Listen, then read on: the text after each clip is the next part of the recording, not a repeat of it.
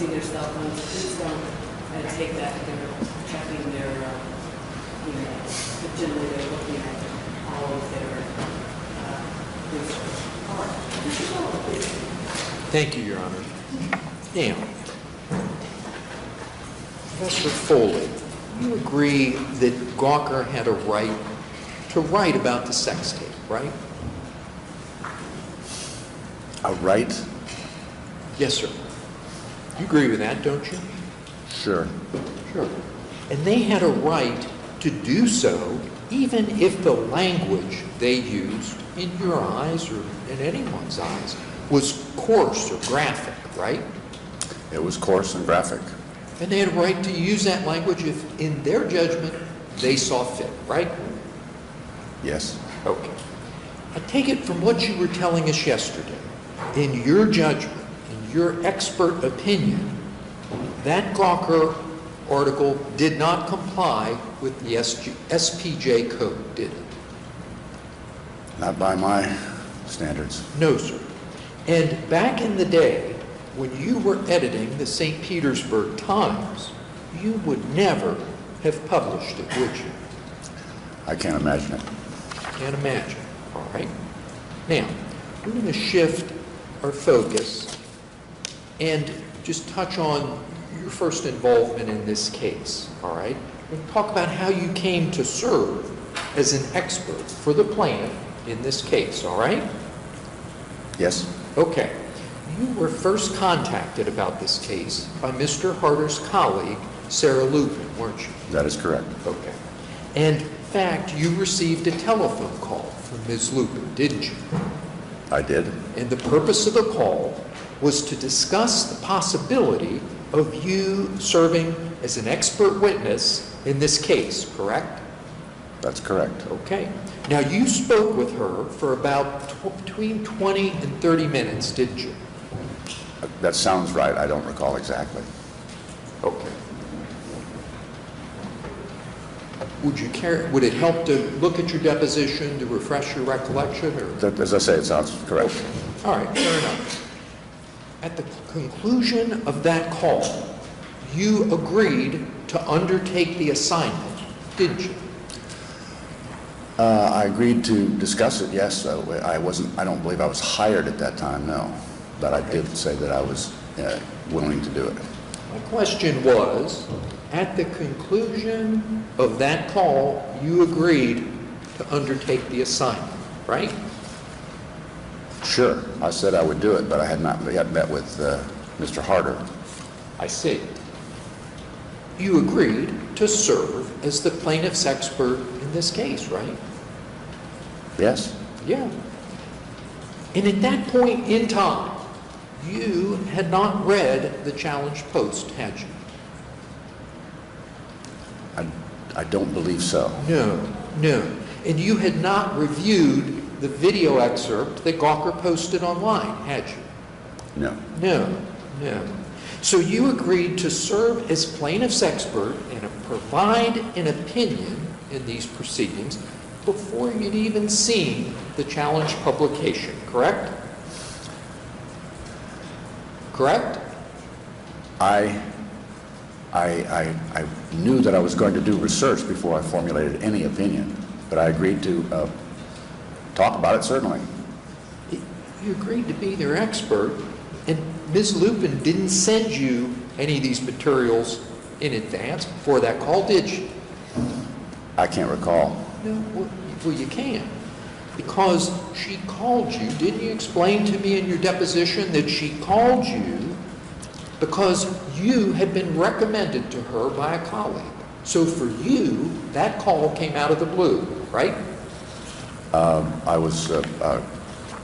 The colleague told me that she was going to call. Okay. And before she called you, you didn't receive a FedEx package with materials or a copy of the article or a little thumb drive with a copy of the video, did you? I did not. No. Okay. Now, before we move into your expert report, one other quick thing. When you were talking about the code of ethics, right, the SPJ code, you testified that Gawker had failed the first principle of journalism, to seek truth and report it. You recall that, right? Recall that testimony? Yes. Right. And you said they hadn't sought truth and reported it because they, among other things, had not contacted Mr. Balea prior to publication, right? Contacting subjects of news stories is essential to any reporting process. It is, right? Absolutely. Okay. So you were concerned that not only had they not contacted Mr. Balea, they had not contacted Bubba, right? Bubba. Heather, right? Correct. Not called up these folks, right? Yes. You told us that the story, you said the story was not complete unless you talked to the people you were writing about or featuring in your work. Do you recall that testimony? I do. You do. And you told us, unless you've spoken to everyone involved, correct? I said unless you have at least attempted to have spoken to everyone involved, that the story was not complete or fair or accurate. Fair enough. So you speak to everyone or you attempt to speak to everyone, right? That is correct. Okay. Now, Professor, those rules of the game, they don't apply to someone who's writing a social commentary, do they? I believe they do. You think they do? I believe that they either talk to the original source if they're going to write about it, or are convinced that what they have is factual before they can base their opinion. They base their opinions on facts. The best social commentary is based on facts. Okay. Do you teach your students that? I don't teach my students to write social commentary. We're talking about basic journalism. Okay. I was kind of wondering that. So you don't teach folks how to write social commentary, right? That's not the purview of my class. We Right. discuss it, but I don't teach it. Right. Your class, what you're teaching your students is to be reporters, how to properly cover the city council when there are allegations of corruption, right? Fact-based reporting, right? Fact-based reporting, exactly. Exactly. Yeah, all the facts, yes. Okay. Now, let us shift our focus, okay? Let's move from fact-based reporting. Okay. Let's look at a theater critic. Now, a theater critic does not have to contact all the actors in the drama for comment before he publishes a very negative review of their Broadway performance, does he? No. No. Doesn't have to call the director, does he? No. Doesn't have to call the woman who was in charge of wardrobe, does he? No. Doesn't have to call the light person that's handling the light, none of that, right? He No. writes his review, people, they like it, they don't, that's the way it works, right? That's correct. Exactly. Are you familiar with Dave Barry? I am. Okay, do you admire his work? I do. Okay. Dave Barry does not have to contact everyone that he satirizes in his column, does he? No. No. He doesn't have to call everyone that he pokes fun at, does he? No. No, it's not how it works, right? Correct. Okay. And our last thing to touch on here is, let's talk about restaurant critics, okay? A restaurant critic doesn't have to call the executive chef before publishing a review of his dining experience, does he? No, the restaurant critic has to eat at the restaurant. There you go. What he has to do, he doesn't have to call the maitre d', you're right, he has to eat at the restaurant. He goes in, he orders a meal, they deliver the plate, he eats that food, and then based on his judgment after consuming that meal, he tells readers what he thinks, right? Yes. Exactly. He gives his opinion, right? That's correct. In his opinion, at least in the eyes of the chef and the owner of the restaurant that has just been reviewed, those folks may think, geez, geez, that was pretty harsh, right? In some cases. Yeah, and he's not looking to the code of ethics saying, like, you shouldn't hurt folks' feelings. He's not looking at that, is he? No, but he has to report factually on, he cannot lie about what the food was. Not lie about the food. He's not lying about the food if his opinion is, this wasn't a very good dish. This was uninspired. That's not a lie, is it? Taste, yes, but proportions, Taste. measurements, things like that. All right. Now, Professor, let us shift our focus just a little bit and talk about your report. You remember preparing an expert report for this case? I do. Okay. And you would agree that a news person's decision about whether to publish a story is a judgment call based on a variety of factors, right? A wide variety of factors, yes. Wide variety. And the same is true when you're trying to decide whether to publish a photograph, right? News judgment is the part of it, yes. There you go. And in the case of online publishing, the decision of whether to post a video is a matter of news judgment, right? News judgment, taste, the Cheerios test. Okay, we'll come to that. We'll discuss that. You told us a little bit about that yesterday, right? Yes. Okay. Now, editors, when they're called on to make these judgment calls, they're called on every day across this nation, aren't they? Make those kind of judgments, right? That's what they get paid for. There you go. These editorial judgments are made on a case-by-case basis, aren't they? Yes. Because the circumstances are not always the same, are they? No. No, no. In your career as an editor, you were called upon, when you sat in the hot seat, you were called upon to make these judgments about whether to publish a story, weren't you? Thousands of times. There you go. You were called upon to make these judgments about, are we going to publish a photograph with that story, right? Not in every case, but certainly. Well, sure, cases where there were photographs to be published, right? Not all photographs. Most are routine. Okay, well, let's focus on this. The question of where to publish a story in the newspaper, you had to make those judgments, right? It was a collaborative effort, yes. Okay. Now, these editorial decisions, right, they can be tough sometimes, can't they? No question about it. Okay. And I take it you would agree with me that at times they can be close questions, can't they? Yes. Okay. So I think what you're telling me is that in your professional experience, editors cannot take a cookie-cutter approach to these matters that they grapple with, right? No, and that's why we have codes of ethics and guidelines. Okay, for you, at the paper, when you were there, that's one of the things you look to, right? Yes. Okay. Now, editors, when they're considering the subject of a story, one of these factors that they take into account is, who is this person that we're writing about? Is this person a public person, a celebrity? That's something you take into account, right? Sometimes, yes. Okay. And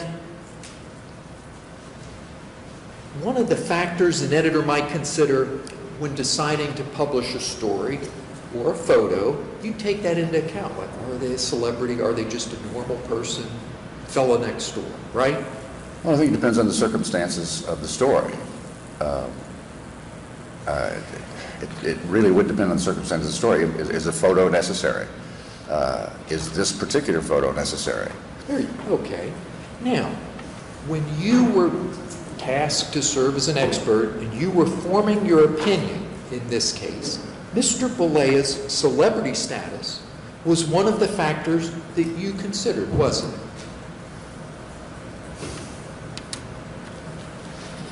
I don't know if I gave it an enormous amount of thought. No? You can't recall I mean, that? I knew who he was, certainly. Sure, sure. Let us look, and for convenience, Your Honor, I have given the witness a copy of his report. Let us look at Defendant's Trial Exhibit 105. And if you would be kind enough to direct your attention to page 3. Is it okay if I use my own copy? The type is larger. Oh, by all means, as long as the pages are safe, so we're not confusing folks, you use whatever copy you're comfortable with.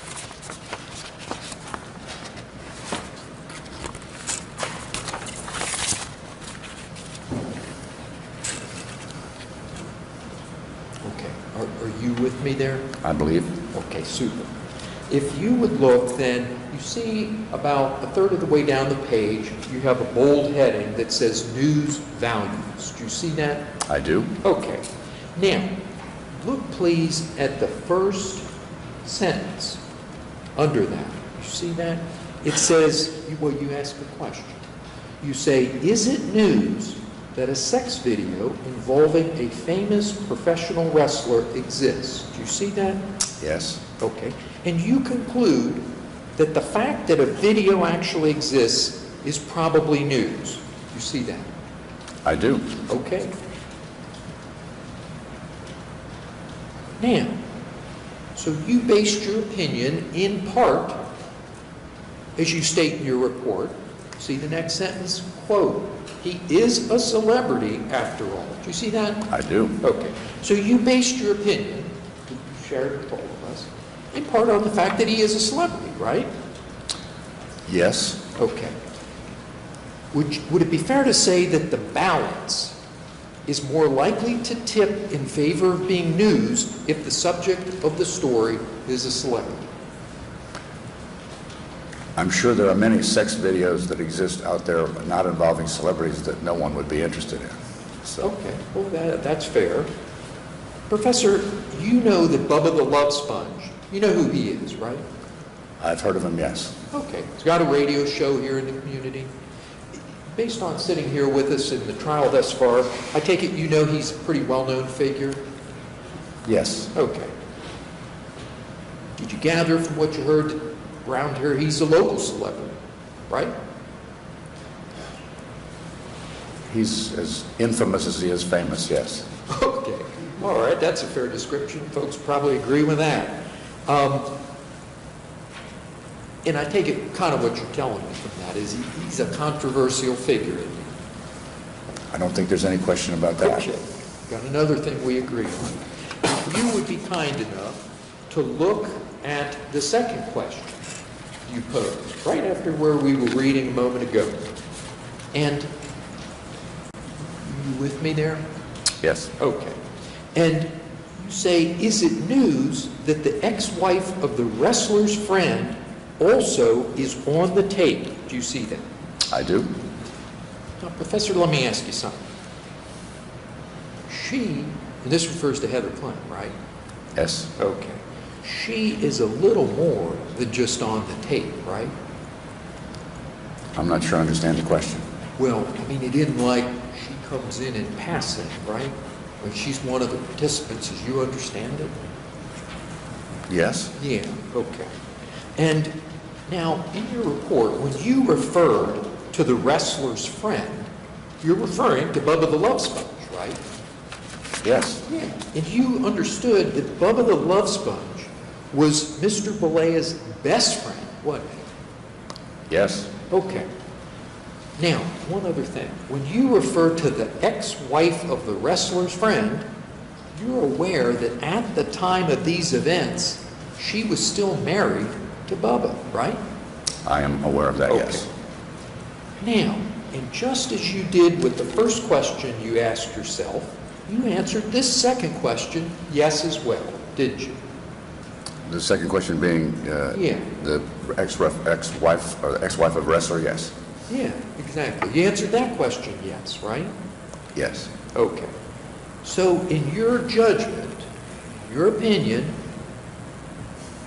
a report that Mr. Belea was having sex or was filmed having sex with his best friend's wife, that's news, correct? Yes. Okay. All right. Me. The fact that there's a video of it is news. The fact that they're doing it, I don't know that that would be news just in and of itself. Okay. You have anything else you care to add? No. Okay, all right. Professor, you pose a third question there on page 3. If you would look, please, at the point we left off. You pose the third question says, is it news that the video was shot secretly and that the persons responsible is in paren are unknown? You see that? I do. Okay. Now, you're aware that the video was shot in Bubba's house, right? I am aware, yes. Okay. And you're aware that it was shot in Bubba's bedroom, right?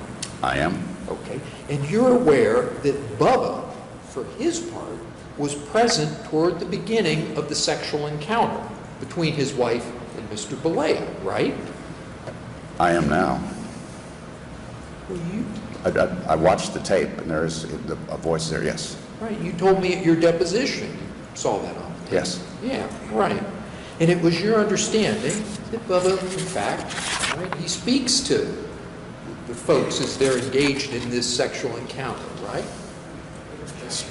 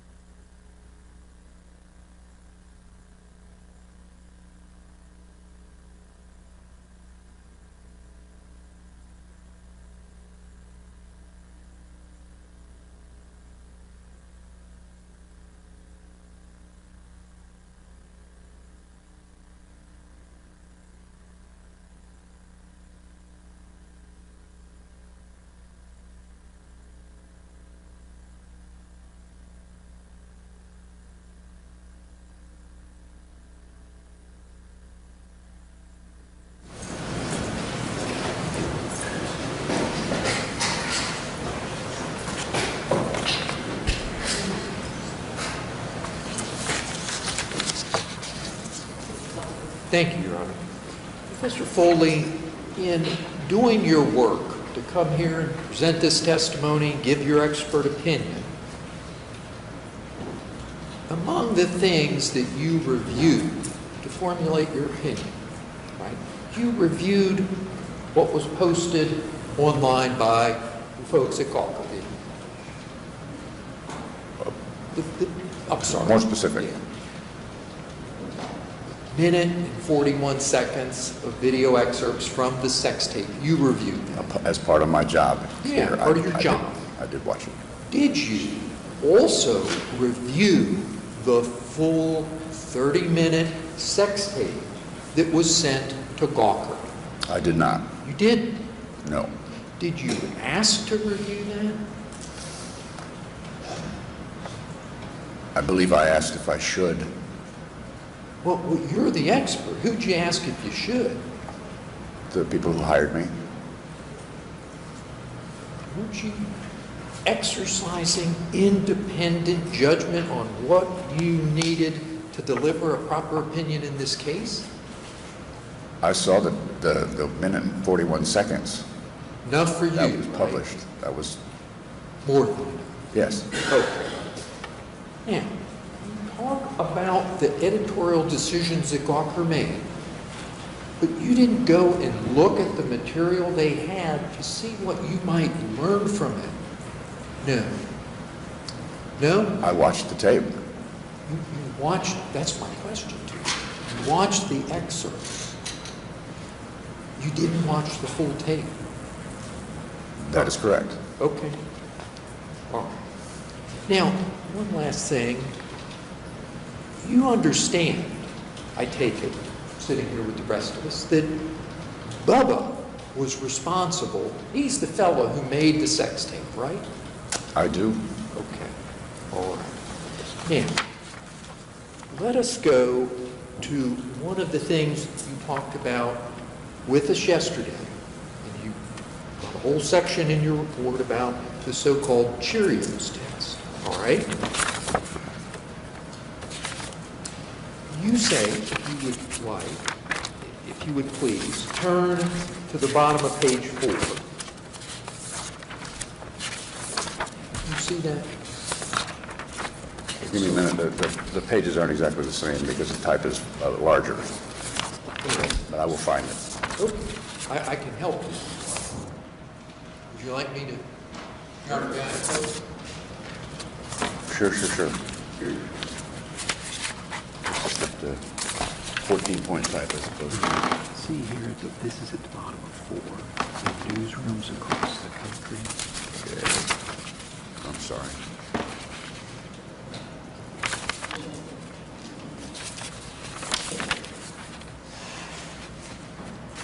I got it. You have that?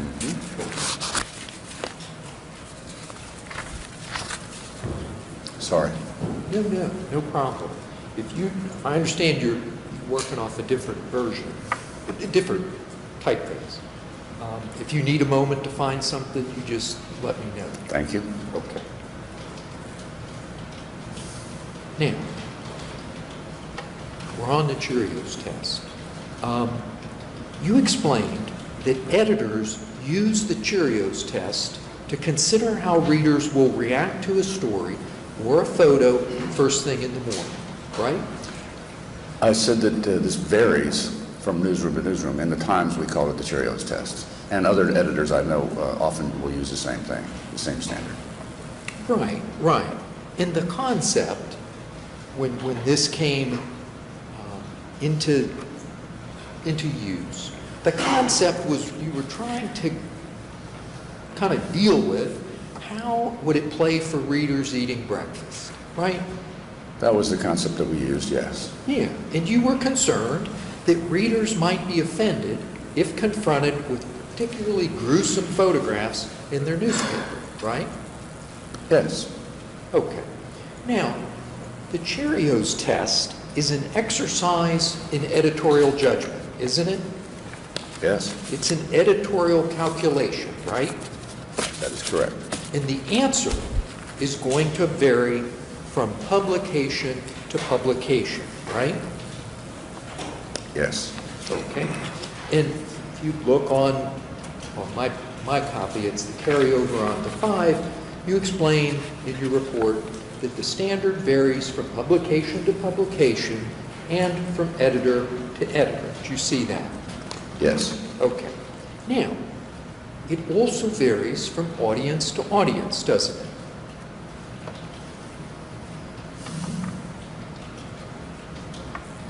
I'm not sure I understand exactly what Okay. you're saying. Yeah, well, again, what I will do, I'll see if we can make it more concrete.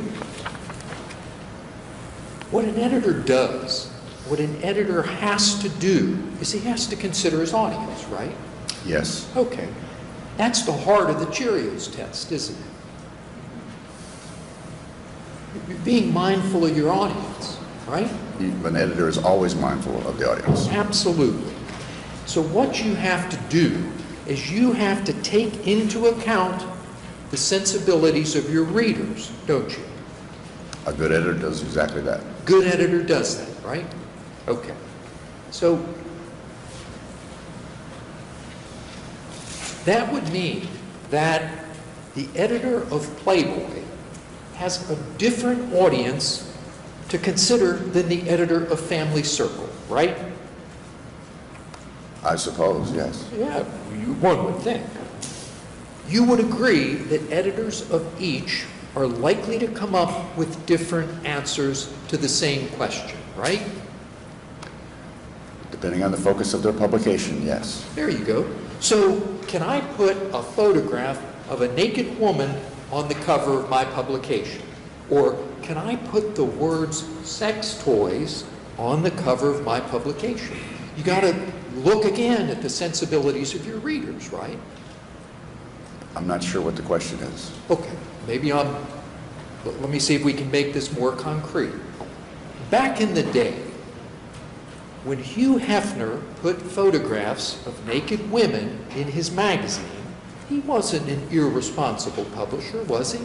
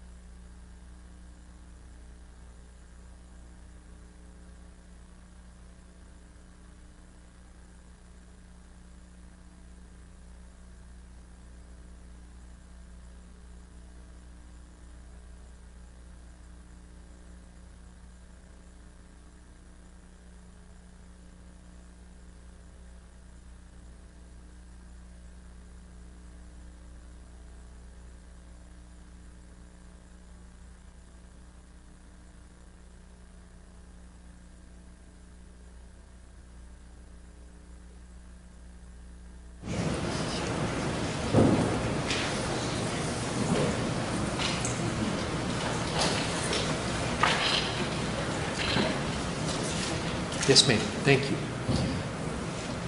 Professor Foley, let me ask you that again. When Hugh Hefner, you're familiar with who Hugh Hefner? I am. Right. Okay. When Hugh Hefner put photographs of naked women in his magazine, he wasn't an irresponsible publisher, was he? I think in the eyes of some people he was reprehensible. Okay. All right. But he hadn't flunked the Cheerios test, had he? I don't get the comparison. I'm Okay, sorry. let me see if this will help. Again, we endeavor to make this concrete for you. A reader of Family Circle, when he or she goes and picks up Family Circle, that reader is expecting to see what? A recipe for lemon meringue pie, right? I suppose. There I've you go. never Now, read Family Circle. Hugh Hefner cannot flunk the Cheerios test by putting nude photos in his magazine because a reader of Family Circle would be offended, right? I'm not sure I understand the You're not connection. following me? You told us earlier, before we tried to make this more concrete for you, that the editor has to consider the sensibilities of his or her readers, right? Correct. Now, are you with me? Yes. If the, okay. I think so. Okay, we'll bring it full circle. But if the publisher of Family Circle puts the same nude photograph in his or her publication, that would probably fail the Cheerios test, right? Probably do a lot of things, but fail the There you go. Cheerios test, certainly. So a publisher has to be judged on whether he or she offended his or her likely audience, right? That's the whole point, isn't it? Isn't that what you told us earlier? Judged. I'm not sure what you mean by that. Well, Judged by whom, let's for what? look, judged by, what I'm saying is the person, is the editor flunked the Cheerios test if he hasn't offended his likely audience? He hadn't, has he?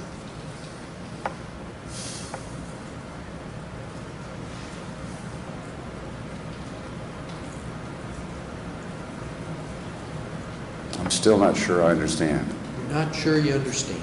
All right. I mean, there are different standards. If you're saying by his audience's standards, perhaps not, but that's just by the audience. By the greater public, it might offend all sorts of people. But the whole point of the test, we went through this, right?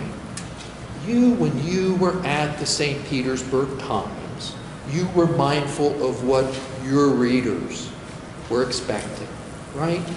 It's mindful of what the general public would expect from a family, from a daily newspaper. Okay. Now, so you endeavored not to put a gruesome photograph on the cover of your newspaper, right? Not to publish an unnecessarily, yes. Okay. But you recognize that that same gruesome photograph, let's assume it was back in the days of the Gulf War. There may have been very gruesome photographs of what some of the sad things that came out of a battle, right? Might be highly offensive to your readers, right? Might be published in Soldier of Fortune and not offend those folks, right? I'm not familiar with Soldier of Fortune, I'm sorry. All right. Let us bring it down to this particular matter. From your report, I can see that you spent a considerable amount of time looking at previous Gawker stories, right? Considerable amount of time, yes. Yeah, like how much? Hours. Hours. All right. And based on what you gleaned about Gawker's audience, do you think Gawker readers are likely to be taken off guard by stories about sexual matters? Objection, false or speculation. He's an expert. Pardon? All right.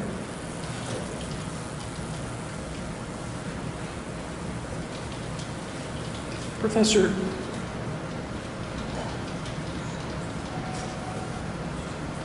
do you think the Gawker editors passed the Cheerios test with respect to their readers? I have no idea. No idea. I don't know who, anybody can read Gawker. I don't. It's not, I take it, it's not your cup of tea, is it? Gawker? Yeah. I don't read it on a regular basis, no. No. All right.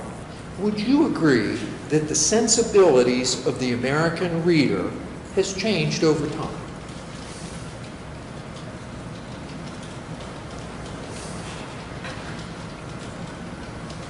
I suppose so. I'm not sure. I don't know for sure. I know that there are some people who haven't changed a thing in years. All right. You're just not sure, I take it. I'm not sure. Okay. Based on what you've observed about media, right, as a professor, wouldn't you agree that the audience's tolerance level for profanity, for example, has changed? Some people, I'm certain, have changed. Others, I don't believe have. I think that the variety of media has changed drastically. Yes. Okay. And how about the tolerance for graphic violence? That's changed. I'm sorry, I didn't hear the end of that. Sorry. The audience's tolerance for graphic violence, certainly different than when you were at the paper, right? I don't know that. You don't know? I don't. Not based on what you've observed, you have no sense of it? I'm certain that some people are number to it than others. I'm sure that some people are just as offended as they were 50 years ago. Right? And an editor, I take it you would agree that an editor in 1992 might not publish a story that an editor today would. Do you agree with that? I don't think things have changed that much. I think that there's a larger variety of sources and a larger sea of stories out there. But I think that the ethics and the guidelines and the sensibilities are very similar. Pretty much the same. So from where you sit, sensibilities are the same in 2000, 2012 when this was published as they were back in 1992? Based on where you sit in your judgment, you think they're the same? I think the basic human sensibilities, maybe again we become number to it, but I think at its heart, the basics of humanity are still the same. All right. At least I hope so. You hope so. All right. Let me ask you this. One of the things that the Cheerios test was concerned about was the placement of graphic material, wasn't it? In part, maybe. In part. One of the things, we talked about this at your deposition, when you had graphic content, you sometimes looked at, well, where are we going to publish this, right? That's a consideration. Right. So, for example, you might have something that you're troubled would affect people as they're looking at their morning paper. So what you do, you didn't put it on the front page, you put it inside the paper, right? There were a number of considerations that went into it, but yes, placement, news value is part of the process. There you go. So, for example, New York tabloids, they typically run photos of scantily clad women inside the first section of the paper, like on page 2 or 3, right? I don't regularly read the tabloids, but yes, I understand there's You're certain page. Journalism expert, you understand that. Page, don't you? yes. Yeah, sure. Now, one of the things editors would consider is they might put an important but kind of disturbing photograph, they might put it below the fold, right? On the front page, but below the fold. I'm not sure that that below the fold makes that much difference anymore, because people, I'm talking, sorry. because the news racks are what you're concerned about there, and I'm not sure that people are concerned that much about news racks. Back in your day, you would put a disturbing photo below the fold so that when the paper was placed in the news rack and some fellow was standing at the bus stop waiting for his bus, he glanced over at the news rack, he wasn't surprised by some photo that may be troubling to him, right? That was years ago. Now the newspaper's online. There you go. Again, the concern was trying to be mindful, trying to address readers' sensibilities, wasn't it? That was part of it. Okay. Yes. Now you said that's how it was back then. Let us move together into the modern age. All right? These days, if I have a newspaper that is still publishing a print version, one of the things I can do, I publish my article, and then I have a little thing at the bottom. And I tell my hard copy readers that, listen, there is more graphic content, there is more material that could be found online.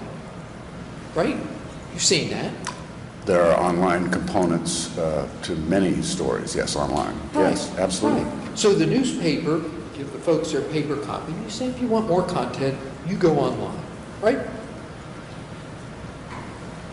Yes, but there's it's electronic. You click on it. You don't type in anything. There's no address with the story.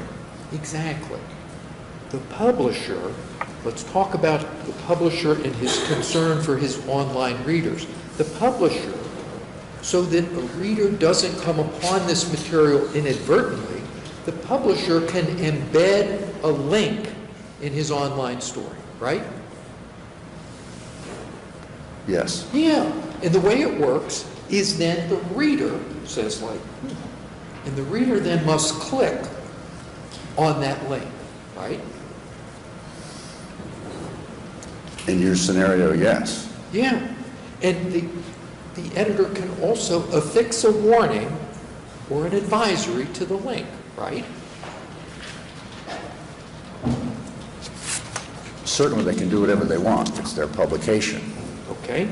You're familiar, aren't you? You said you're familiar with online publications these days. You're familiar with trigger warnings, right? I'm not sure I understand the definition of what you're saying. You don't know what trigger warnings are? I've heard varying degrees of trigger warnings.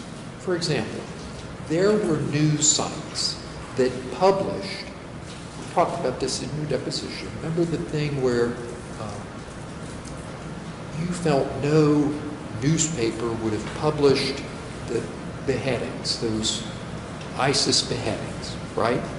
Remember we talked about that? Correct. Okay.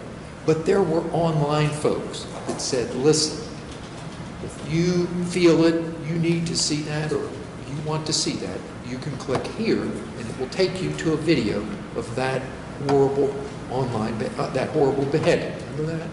There are sites that did that, Right. including Gawker.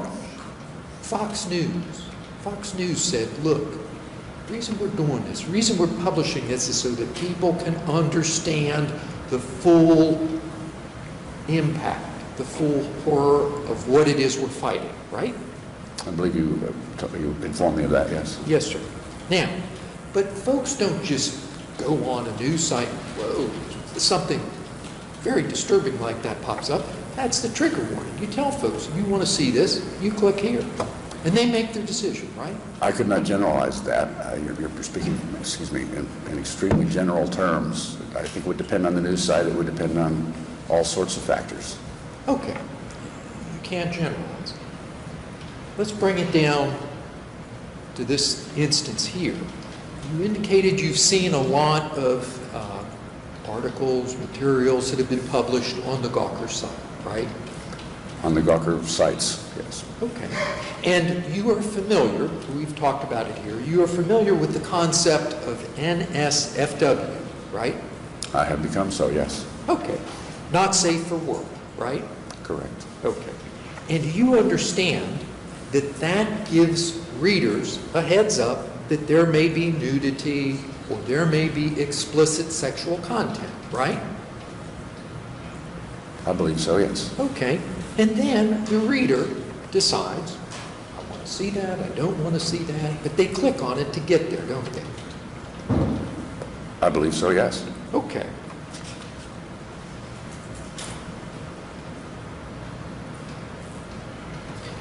Let me ask you this, Professor.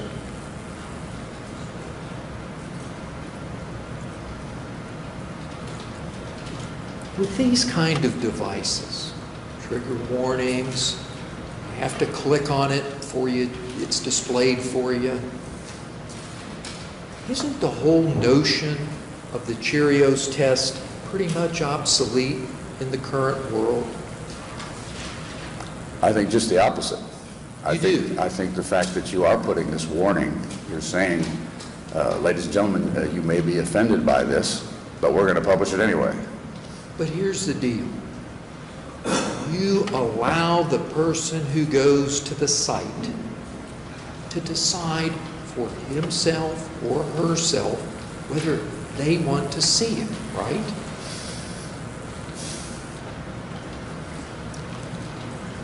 Yes, but you have made the decision to publish the material. Okay. You have made it available online to the public. Back in the day when you were in the newsroom, what we worried about is my young daughter going out to pick up for me my morning paper. And she comes out onto the stoop and she looks at it, and there's something very disturbing for a young girl to see. So that's why we had this Cheerios test, right? Certainly that's part of it. Okay. Now, you explained to me at your deposition, when we went through all this and we talked about this Cheerios test and all of this business, you explained to me that at bottom, the Cheerios test is a metaphor for taste. Do you remember that? I believe so. Okay. Professor, and taste, like beauty, is in the eye of the beholder, isn't it? It's a fairly general cliche. I think that editors, if you can stay on point, I think that editors use a variety of judgments. It's not personal opinion. It's based on experience, reader reaction to previous things. It's based on the sum of your education and experience. I don't think that it can certainly vary from person to person, but there are some things that are just tasteless. In your judgment, right? In your judgment, tasteless. Right? I'm not sure what you're getting at now. When you say tasteless, that's tasteless in your judgment, right? I have my judgment, you have your judgment. There you go. There you go. You do not sit there in that seat and purport to speak for all of America, do you? Certainly not. No. You're sharing with us your views, right? Your opinions, right? That's why I'm here. Okay, fair enough. Now, let's again see if we can help you here by making some things a little more concrete. As an editor, when you are deciding whether to publish something about a celebrity's sex life, one of the things you would take into account is whether that celebrity had been circumspect about that particular aspect of their life, right?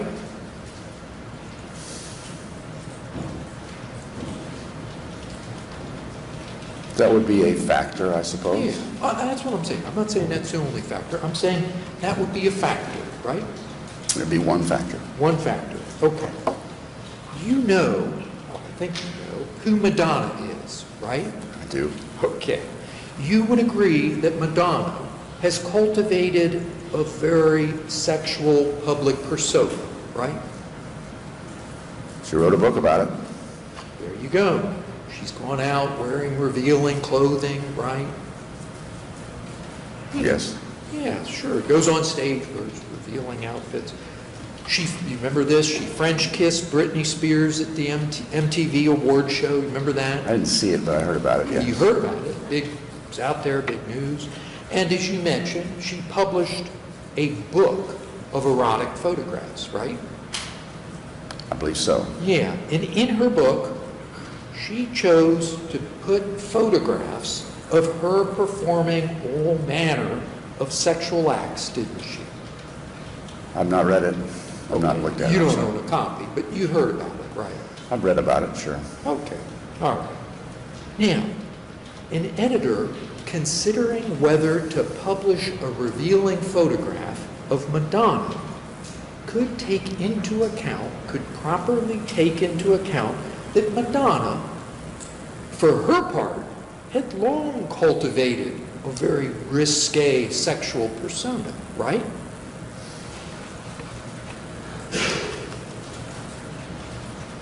That would be part of it, but there'd be many other considerations. Sure. That's what you told me Dad said. It would be a factor. It would be a factor. Okay.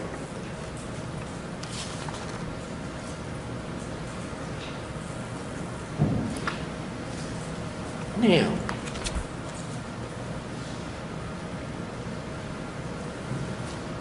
you are aware, sat with us, you are aware that Mr. Balea has spoken about sexual matters publicly, right?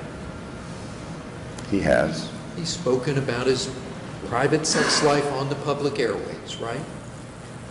I've been made aware of that, yes. Yeah. You know he's done that on Bubba's show, right? I don't listen to Bubba's show, but I've seen the clips, yes. Okay. And heard the All right. audio. And you sat with us and you saw all these Howard Stern clips and what have you over the last couple days, right? I've been here, yes. Yes, sir. Okay. And during these appearances, there have been some graphic, intimate matters revealed, right? Yes, you can say that. We will not rehearse them all at this time, but Thank you're you. aware of what I'm referring to. Yes. Okay. All right. Now, did you consider Mr.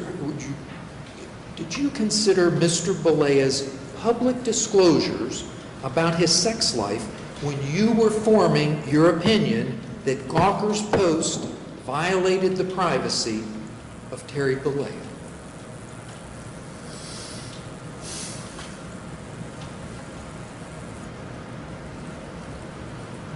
Could you repeat the question? Absolutely, by all means. Did you, Professor Foley, did you consider Mr. Balea's public disclosures about his sex life when forming your opinion that Gawker's post violated the privacy of Terry Balea?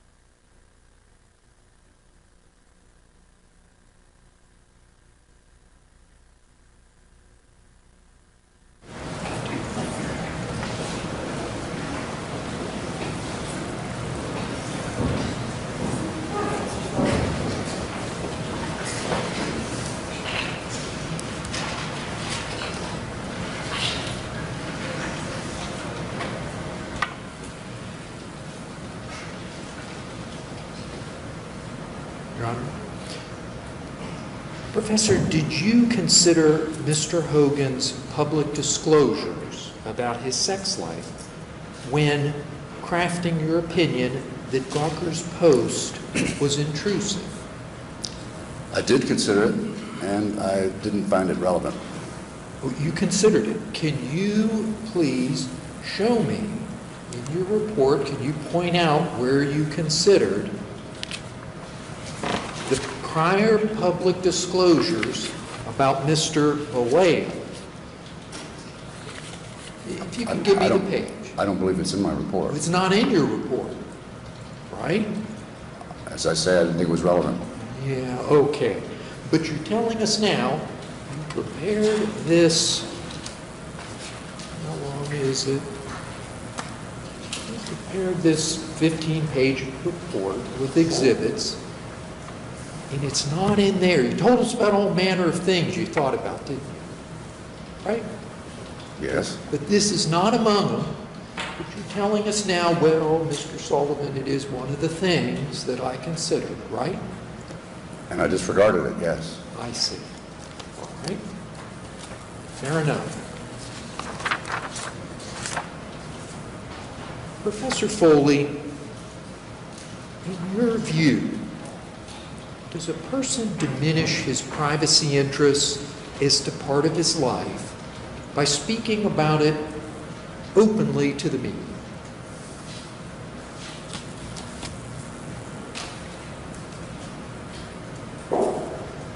I'm not sure I understand the question. Okay. I will endeavor once again to try to make it concrete. Thank you. Are you aware of Caitlyn Jenner's recent public appearances? Yes. Okay. Caitlyn Jenner was formerly Bruce Jenner, right? Yes. And you followed that coverage in the media. You've seen some of that, right? Some of it, yes. Okay, fair enough. Did you see the Vanity Fair cover, that cover photo of Caitlyn Jenner taken by Annie Leibovitz? Did you see that? I believe so. Okay. Do you think that Caitlyn Jenner, for her part, diminished his or her right, pardon me. Let's strike that. Do you think that Caitlyn Jenner diminished his or her privacy interest on the topic of transitioning from a male to a female as a result of her public conduct? Do you think so?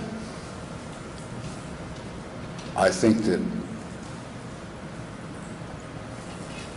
that Jenner has been on TV, has discussed this openly with many people. Okay. This is her image. This is her persona. This is her persona. Right.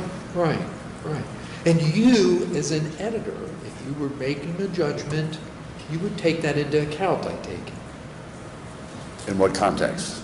in deciding whether you were going to report something that was on this subject about, this transitioning from a male to a female. She's been very public about it. Yeah, okay. But let's take another one. You, I take it, are aware of former basketball great Magic Johnson. Yes. Okay. I take it you would consider, as a general matter, you would consider information about a person's sexually transmitted disease to be private, right? Yes. Back in the day when you were at the paper, you wouldn't put an article on the front page about just some normal person, just some regular, the fellow next door having AIDS, for example, right? Not unless that person became newsworthy because of that. There you go. But back on Magic Johnson, he, unlike others, was very transparent about the illness that he had, and he was transparent right from the start, wasn't he? I can't remember whether he's transparent from the start or not. I don't know if that's the case, but eventually it all has come out, yes. Yes, exactly. And in time, he was very candid with the public, right? That is correct. In your view, do you think he diminished his privacy interest in the subject of his HIV status as a result of speaking so candidly with the public? He spoke publicly about it. It became public. Okay, all right.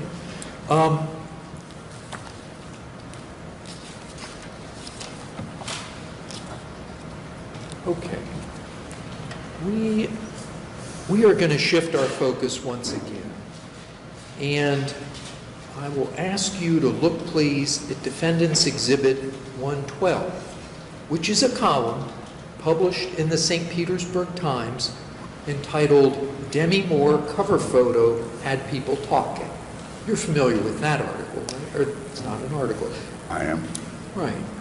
You wrote it, right? I did. You did. Okay. So you authored this piece. You wrote a letter from the editor to explain why it was that the newspaper had run a photograph of Demi Moore, right? Yes. Okay. You wrote this, pardon me. You wrote this in response to readers who were upset at the decision to publish a Vanity Fair magazine cover, the photograph of actress Demi Moore, right? That is correct. And that photograph, at the time, showed Ms. Moore completely nude and very pregnant, right? Yes. Okay. And you, for your part, you agreed with the decision to publish the nude photograph of Ms. Moore in your paper, didn't you? Yes, I did. Okay. And you were executive editor at the time, right? Yes. A number of your readers published that. A number of your readers said you flunked the Cheerios test, didn't they? None of them said those words, no. Okay, fair enough. They thought that the paper's publication of this photograph of Ms. Moore being naked and pregnant, they thought it was in very poor taste, didn't they? Some did. Right. Some said it was, if you could see on your screen here, some said it was repugnantly vulgar, right? If I wrote it, it must be true. Must be true. Some said it was rubbish, right? Yes. Okay. I take it we can agree that readers were upset, right? Some readers were upset. Some readers. They called, they wrote. It was quite an outcry, wasn't it? There was an outcry, yes, but quite an outcry. Okay. If you think I've gone too far, well, I'll take outcry. So there was an outcry, right? From some readers, yes. Okay. So what you did is you wrote this piece to explain the reasoning behind what your paper did, right? Yes. Okay. Now, the explanation that you gave your readers for publishing the nude photograph was that everyone, just everyone, was talking about it, right? Correct. Okay. And if we continue on, you said that is precisely why we published the photo and the story, right? It was news. Okay. You explained in your piece, you told your readers, that this nude photograph had caused a nationwide stir. Remember that? I think so, yes. Okay. And some readers refused to sell it. Pardon me, I misspoke. Some vendors refused to sell this magazine, right? I think so. I think I remember that. Yeah. And other vendors, they couldn't keep it in stock. The news racks were empty. People were snapping this up like crazy. Right? That I don't know, but I'll take your word You for don't it. remember? If it's in the All right. story, it must be true. Now, the fact that Demi Moore posed naked and pregnant for a Vanity Fair story was very controversial at the time, wasn't it? That she voluntarily posed to do it. It was her decision. Okay. And it was a public controversy about a celebrity, right? Sure. The fact that people were talking about this contributed to your decision that that photograph was newsworthy. It contributed, yes. Yeah, okay. As you explained to me when we met at your deposition, you said it met many of the criteria of a news story, didn't you? I believe so. Yeah. It featured a prominent person, a celebrity, right? Correct? It was controversial in terms of people talking about it, right? Correct. Okay. And it had a provocative flair, right? Sure, I guess so. In your piece, you summed it up, quote, "It's interesting and people were talking about it is the short version of our reasoning." You recall that? See that there? I see it, yes. Okay. Now, that's what you told your readers. Nevertheless, some of your readers ascribed bad motives to the paper, didn't they? I don't know bad motives, I don't understand. Well, let's look at the 6th paragraph. You write that we didn't do it to sell newspapers, right? That is true. Okay. And you write that we didn't do it to corrupt their morals. You didn't do it to corrupt your readers' morals, right? No, No. Or their children, right? that's correct. At the time, you did not think that this nude photograph of Demi Moore published in the paper was pornographic, correct? I did not. Okay. And I take it you have seen photographs of nude women that you would not label pornographic, right?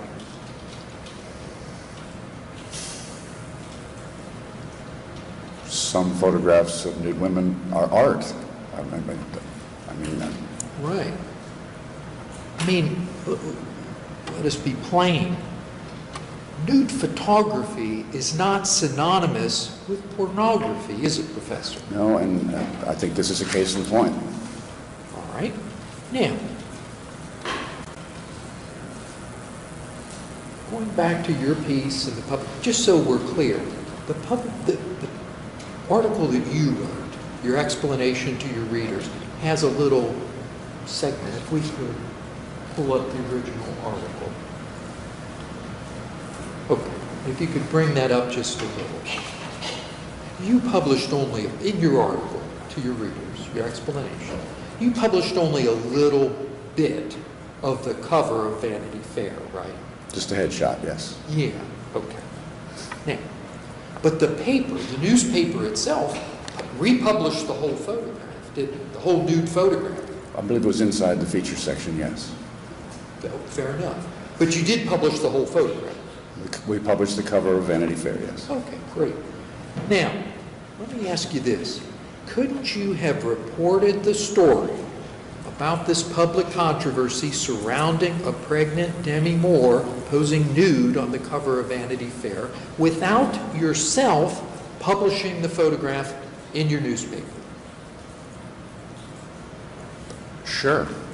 Okay. I take it that that was your news judgment at the time, that for the story to be understood properly by our readers, see the little dash up in the left column? See the little dash there? And we don't, I'll just read it for you, if you can follow along. Okay. You said, we don't use photos that are likely to bother readers unless there is a valid news reason. You see that? I do not. Okay. Now I approach. Now I approach. I'm not saying it's not there, I'm saying I don't see it. Well, I'll just tell you. There, it started at the bottom. It said, we don't, and then it goes to the top, if you could see the top. Okay. Use photos that are likely to bother readers unless there is a valid news reason. You see that? I do. Okay. Now, the paper could have published a cropped version of that photograph, right? Sure. Sure. Couldn't the paper have included enough of the photograph for your readers to understand what this was all about, but not the whole photograph? Sure, but as my reasons before, it was, in my view, tasteful, artful, And so that's just why... as a cycle of life. There you go. But you could have made a different decision. You could have published the top half of her, perhaps, just above the waist, showing her covering her breast with her hands. You could have done that, right? Certainly. Okay. But you made a different decision. You stood by your decision. You explained to your readers why you did it, and you thought the paper had made the right editorial decision, right?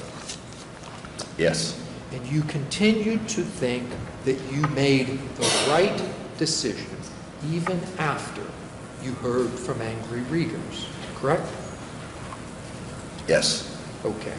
As you explained in your piece, there you go. You explained that making unpopular decisions is part of what we as journalists do, correct? Yes. You also explained that in this business of journalism, it would be impossible to publish a newspaper that everyone agrees with, right? Correct. And that is not a publisher's objective, is it? Publishers and editors might agree on disagree on things. An editor's objective, yes. Yeah, to publish a paper that everyone agreed with, that's not what you're shooting for, is A it? mass circulation publication, I think that would be hard to do. Hard to do. And what's more, you told your readers such a paper, such a publication would be boring to read, right? Probably true, yes. Okay. I said that, yes. And you explained to your readers that controversy provoked by a news story can be a good thing, right? If the news story is accurate, complete, and fair. I see. Well, isn't that what you thought about this story? That you told your readers that it was provocative, it did get people talking and perhaps thinking, and hey, that's not a bad thing, right? That's what you told your readers. That's what I said, yes. Okay, and do you still believe that as you sit with us here today?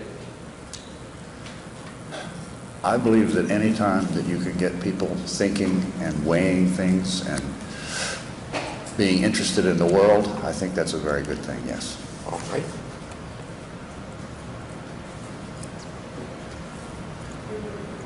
Yes, ma'am. So why don't we take a quick break?